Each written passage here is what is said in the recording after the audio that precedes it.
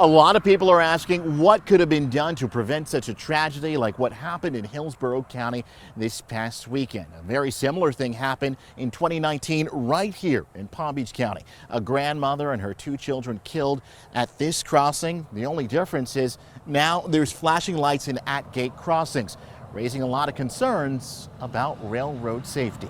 A weekend tragedy in Plant City. 6 people killed, including 3 children, after a CSX train crashed into an SUV.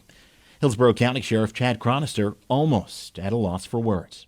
The word devastating doesn't begin to describe the events and tragedy that unfolded behind me this evening. One of the 7 people in the car survived the crash Saturday and was most recently reported in critical condition. I think anyone who goes and sees the carnage that's been created, whenever you compound that with the fact that some children lost their life here, maybe an entire family lost their life here tonight, we are all visibly shaken. We are all rattled at our core tonight. We reached out to CSX, the company that owns the track where the crash occurred.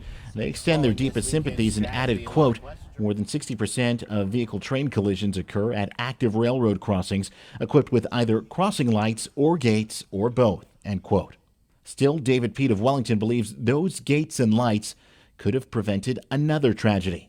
Frankly, any intersection that doesn't have crossing arms needs to have them. That tragedy in 2019 at a railroad crossing when a train on CSX tracks crashed into a car, killing his 2 grandchildren and their grandmother near Jupiter. Think about them every day. It'll never go away. We also reached out to the Federal Railroad Administration and learned that Palm Beach County has the second highest number of at-grade highway rail crossings at 379, behind only Hillsborough County, which has 435. Pete says the road to getting those features at crossings along Beeline Highway, where his loved ones died, wasn't easy. I was pretty determined. It was almost like a mission. CSX staff also told us they've been working to reduce the number of crossings across their network in response to a challenge from the Federal Railroad Administration challenging all railroads to reduce the number of at-grade crossings by 25%. In the meantime, Pete has a message for drivers. You got to be very vigilant. You got to look before you go over any railroad track. What else can you do?